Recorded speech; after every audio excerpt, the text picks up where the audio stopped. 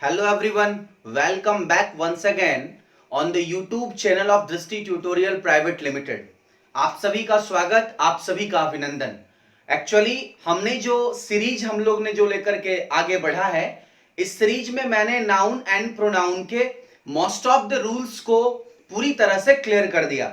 आप अगर YouTube देख रहे होंगे, सारे वीडियोस को देख रहे होंगे, तो ये पूरी तरह से क्लियर हो गई होगी कि मैक्सिमम रूल्स मैंने नॉर्मल वे में बड़ा ही इजी तरीके से मैंने आपको समझाने का प्रयास किया है। उसी के संदर्भ में आज मैं कुछ क्वेश्चंस लेकर के आया हूं, ताकि मैं आपको यह प्रेरित कर सकूं कि आप पूरी वीडियोस को देख करके आप असाइनमेंट बनाएं और साथ ही साथ आपके जो इंग्लिश के वॉल्यूम है, यानी जो बुक्स आपको प्रोवाइड की गई है, वो जरूर बनाएं। ओके, सो आज मैं लगभग 15 क्वेश्चंस आपके समीप रखने वाला हूं, लगभग 14-15 क्वेश्चंस, जो आपके लिए काफी फायदेमंद होगा और इससे रिलेटेड जितने भी रूल्स होंगे आपके क्लियर हो जाएंगे। Okay, so let's get started the class and the first question of today's class is, अब देखिए फर्स्ट क्वेश्चन आपके स्क्रीन पर दिख रहा होगा।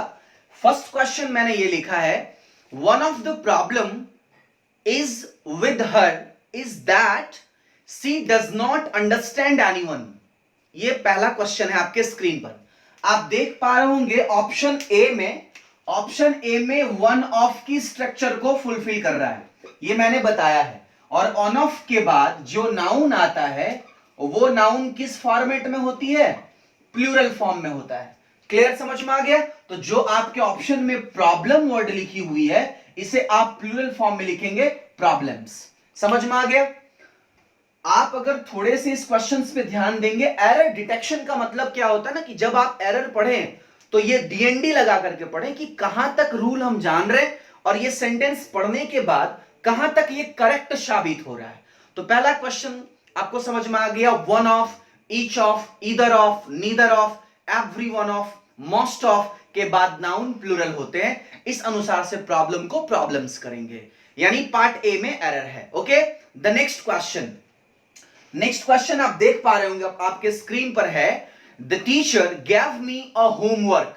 मैं जब नाउन का सेक्शन पढ़ा रहा था तो उसमें यह बात आपको बताया था, होमवर्क का प्लूरल फॉर्मेशन नहीं करते, होमवर्क के पहले यानी ए एन का प्लेसमेंट नहीं रखते। तो मैंने लिस्ट लिखवाया था, लगेज, बैगेज, ब्रिकेज, पोस्टेज, स्टैम्प्स, है ना, इंफॉर्मेशन, मशीनरी, इक्विपमेंट, इन शब्दों के पहले हम ए एन भी नहीं लगाते और इसको हम लोग प्लूरल भी नहीं बनाते। तो आप अगर क्वेश्चन देख पा रहे होंगे तो पार्ट बी में अ होमवर्क लिखा हुआ है, वही गलत है। आप उसे ए को हटा दें, वहां से ए अगर आप रिमूव करते हैं अ होमवर्क, तो शायद वो सेंटेंस करेक्ट हो जाएगा। अ होमवर्क यानी अ को हटा देना पड़ेगा, यानी ए का जो प्लेसमेंट है वो रॉन्ग है। तो क्वेश्चन नंबर 2 क्लियर हो गया। अब आइए क्वेश्चन नंबर 3 पे। तो क्वेश्चन नंबर 2 का एरर पार्ट बी में है, यानी ए का प्लेसमेंट हटाना पड़ेगा। पार्ट 3 यानी question number 3, the sceneries. Question number 3 अगर आप देख रहे होंगे तो उसमें है the sceneries of Shimla. Simple सा बात है, सीनरी का प्लूरल फॉर्मेशन करते ही नहीं। तो एग्जामिनेशन उन शब्दों को रखती है जो डायरेक्ट आपके मन में यह बात आ जाएगा कि इसकी प्लूरल फॉर्मेशन होती नहीं है।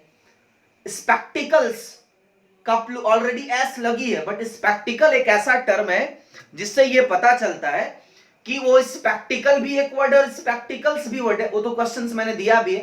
तो सीनरी की प्लूरल फॉर्मेशन होती नहीं है, बात समझ में आ गया? तो सीनरीज नहीं होगा, scenery, the scenery of Shimla, यानी पार्ट ए में इसकी एरर्स थी। तो सीनरीज को आप ओमिट करें और वहां पे लिखे scenery. Next question number 4। Question number 4 है, she has never seen such a lovely spectacles in her life, said the motivator. आप इस क्वेश्चन को अगर देख पा रहे होंगे तो part a and part b में स्पेक्टिकल शब्द का प्रयोग है। क्वेश्चन नंबर 4,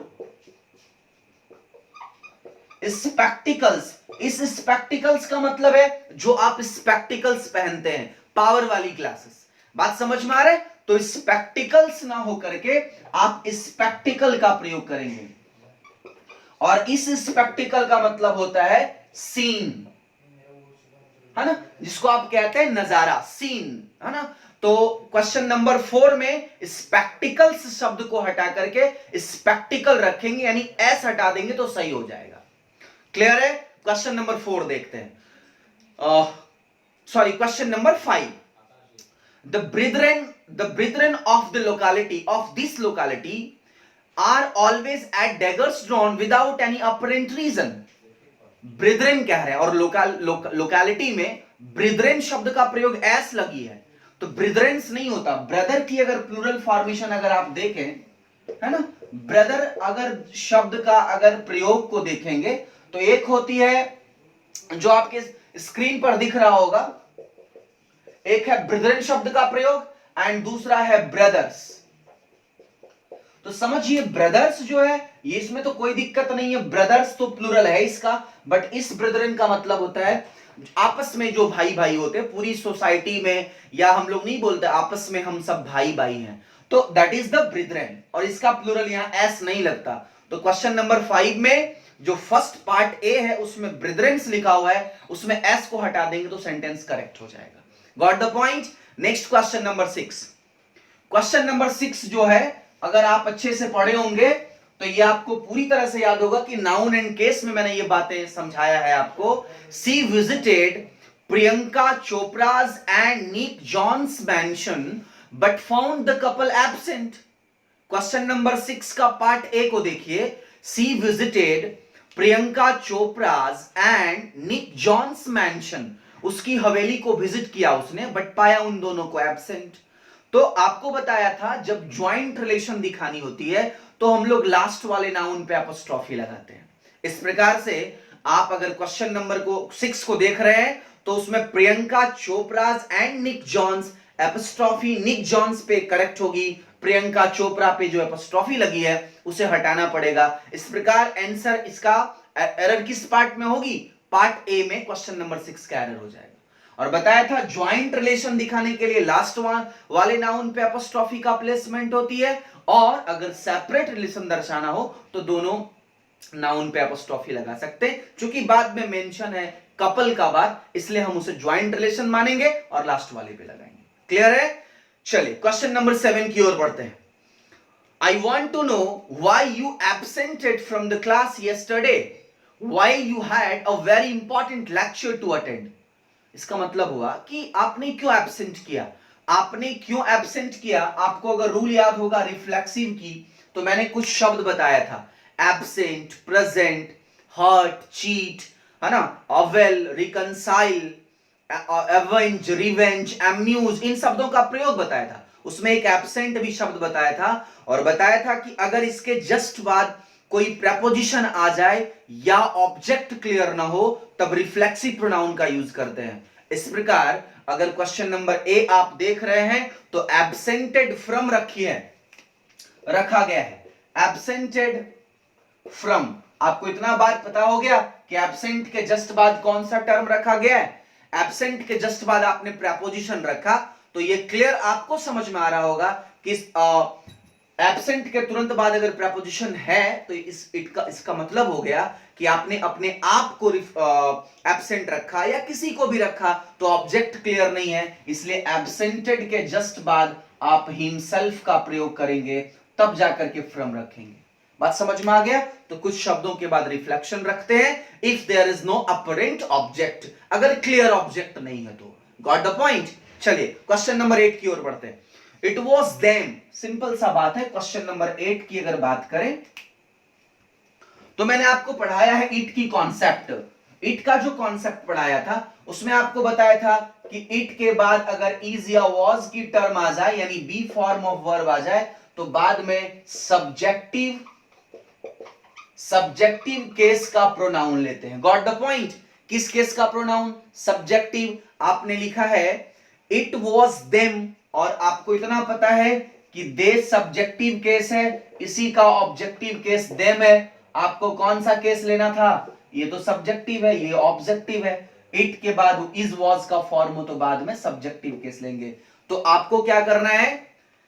देम वाले सेक्शंस को हटा करके आपको दे का प्लेसमेंट रखना है। Got the point? चलिए नेक्स्ट प्रश्न की ओर बढ़ते हैं। अगला प्रश्न है question number 9। Neither of the four sisters is married and it is an unbearable burden for him.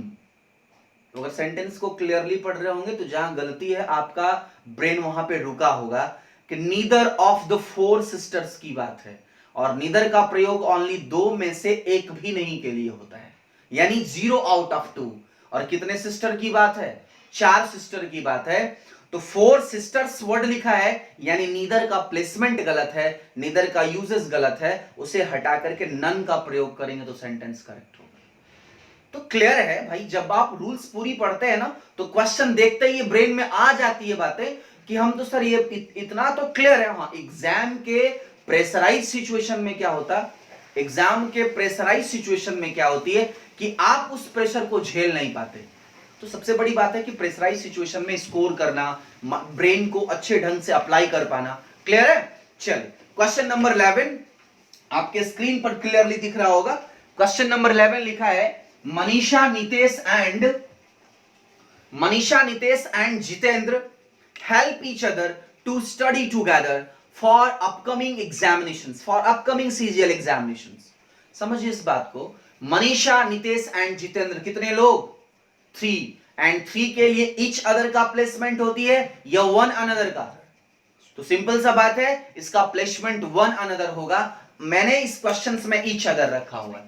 तो एग्जाम भी यही फॉर्मेट, एग्जाम भी इसी प्रकार के क्वेश्चंस को देता है, बट वो क्या करता है, उस प्रेसाइज सिचुएशन में आप डिक्टेट नहीं कर पाते कि यहां क्या होनी चाहिए, या फिर आप उसे याद नहीं रख पाते। तो क्वेश्चंस जितने बनाएंगे क्लियर होंगे। ओके, नेक्स्ट क्वेश्चन नंबर 11 आपके स्क्रीन पर है और आप इसे अच्छे से पढ़े। मैं पढ़ रहा हूं, आप देखिए मेरे साथ साथ। आई लोथ एवरीथिंग, मतलब मैं हेट करता हूं एवरीथिंग एंड एवरीबडी, उस चीज से और उस व्यक्ति से who reminds my nerve ranking day. मैं उस चीज से नफरत करता हूं, मैं उस व्यक्ति से नफरत करता हूं जो मेरे नर्व रेकिंग डे का याद दिलाती है, यानी मेरे विपत्ति का दिन, मेरा दयनीय स्थिति को याद दिलाता है। वैसी चीज और वैसे व्यक्ति से मैं लोथ करता हूं, हेट करता हूं। तो सिंपल बात है, अगर आप एवरीथिंग की बात करें, एवरीथिंग, इतना तो पता चल गया कि एवरीथिंग के लिए आप विच का प्रयोग कर सकते हैं, और एक सेंटेंस में वही लिखा हुआ है एवरीबडी। एवरीबडी मैंने बताया था पर्सन को इंडिकेट करता, तो इसके लिए हु का प्रयोग करते। और आज ही मैं रिलेटिव प्रोनाउन में एक रूल पढ़ाया था कि अगर कंफ्यूजन हो जाए हु और विच में, तो सिंपली हम किस फॉर्मेट को लेके आगे बढ़ते हैं, दैट। तो आपको ये बात समझ में आ गया होगा कि जहां पे पार्ट बी में हु का प्लेसमेंट है, हु हटा के दैट लगा दे। क्लियर है? And the next question, question number 13, the boy whom I thought was a friend of mine cheated me of 200 rupees, sorry 2000 rupees। Questions पढ़िए इजी वे में। The boy whom I thought, अब who और whom की concept आज ही मैंने आपको समझाया, तो आप सेंटेंस को पढ़ेंगे तो शायद पकड़ पाएंगे। The boy whom I thought was a friend of mine, जिसे मैंने सोचा कि वो मेरा दोस्त है, cheated me of 2000 rupees। तो सिंपली आप सेंटेंस में ब्रेक लगाना सीखिए। द बॉय whom I, आपको पता चल गया कि सर आज ही तो आपने बताया whom के जस्ट बाद सब्जेक्ट की प्लेसमेंट होती है और who के जस्ट बाद वर्ब का प्लेसमेंट होता है। ठीक है, जनरल फंडा तो यही मैंने आज समझाया आपको। तो क्वेश्चन देखिए, द बॉय whom I आपने देखा तो शायद आपको लगा होगा कि ये सेंटेंस करेक्ट है, बट थोड़ा आगे बढ़िए। whom I thought was a friend of mine, अब लिखा हुआ है चीटेड। चीटेड एक वर्ब है, चीटेड क्या है, यहां पे एक वर्ब है, और इस वर्ब को क्या चाहिए, चीटेड एक वर्ब है, इस वर्ब को चाहिए सब्जेक्ट, और आपने वहां सब्जेक्ट के तौर पे किसे रखा है, आप देखिए। The boy whom I thought, I actually thought को लेकर सेटिस्फाइड है, I का सेपरेट वर्ब थॉट है। was a friend of mine, यानी वो मेरा दोस्त था। बात बाकी चीटेड किसके लिए आया, तो whom को हटा करके आप अगर who करेंगे तो सेंटेंस करेक्ट हो जाएगा। इसलिए पार्ट ए में एरर होगा, who के लिए ही बाद में चीटेड वर्ब आया हुआ है, तो पार्ट ए में whom को हटा करके आप who रखेंगे, देन सेंटेंस करेक्ट होगा। क्लियर है? And the last question for this session is, last question मैंने लिखा, being a very hot day I could not go out for shopping. काफी स्क्रॉचिंग हीट होने के कारण मैं शॉपिंग के लिए बाहर ना जा सका, यानी मार्केट ना जा सका। तो सिंपल बात है, being a very hot day, कौन नहीं जा सका, मैं नहीं जा सका। और अगर आप सेंटेंस ये कह रहे हैं कि मैं बाहर नहीं जा सका, इसका मतलब being a very hot day, एक सेंटेंस अधूरा लग रहा है। It being a very hot day, ये ज्यादा सेंटेंस क्लियर होगा। और अगर नहीं समझ में आए तो आई का जो प्लेसमेंट है ना, being a very hot day, I could not go, part b में आई का जो प्लेसमेंट है वो आई को आप बीइंग से पहले रखिए तो बन जाएगा I being a very hot day, यानी ये सेंटेंस गलत हो जाएगा। तो समझिए इस बात को, अगर आपके सेंटेंस में जो सब्जेक्ट है, अगर बीइंग वाली सेंटेंस आ जाए, अगर कहीं पे बीइंग वाला सेंटेंस आ जाए और बाद में जो जो सब्जेक्ट रखा होगा उस सब्जेक्ट को आप बीइंग से पहले रखें, अगर मीनिंग क्लियर होती है तब वो सब्जेक्ट, तब यहां पे किसी प्रकार का प्रोनाउन रखने की जरूरत नहीं होगी। लेकिन अगर ये सब्जेक्ट रखने के बाद मीनिंग क्लियर नहीं होता तब आपको एक टर्म लेना पड़ेगा, इंट्रोडक्टरी सब्जेक्ट, जिसका नाम होता है इट। बात समझ में आ रहा है? तो इस बात को आप क्लियरली समझ गए होंगे। जैसे अगर मैं कहूं being a very cold day, she could not, बाद में जो भी है she could not go out, जो भी है, इस सी को आप यहां रखिए। She being a very cold day, तो ये सेंटेंस ही गलत हो जाएगा। उसका ही ठंडे का दिन होना तो एक्चुअली गलत होगा। और जब इस सब्जेक्ट को आप यहां पे रखते हैं, मीनिंग क्लियर नहीं आती तो आप इट का प्रयोग कर लेंगे। और अगर मीनिंग क्लियर आती तो कुछ रखने की जरूरत नहीं है। Being very honest, being a gentleman, being a teacher, है ना, आई मस्ट रिस्पेक्ट समवन, तो किसको रिस्पेक्ट करना चाहिए? मुझे, और मैं ही टीचर हूं, यानी आई का रखने का कोई जरूरत नहीं था। तो अगर सी को यहां रखते हैं और मीनिंग क्लियर नहीं है तब आप इट का प्रयोग करेंगे, अगर मीनिंग क्लियर है तो इट का प्रयोग नहीं करेंगे। इस प्रकार से इस 14 क्वेश्चन में मैं कुछ रूल्स को समझाने का प्रयास किया। आशा करते हैं कि आपको ये सारे रूल समझ में आया होगा और इसी प्रकार के और सारे इंपॉर्टेंट क्वेश्चंस को लेकर के हम और वीडियोस में आपसे मिलते रहेंगे। ओके, मिलते हैं फिर नेक्स्ट क्लास में, नेक्स्ट सेशन में। Thank you very much.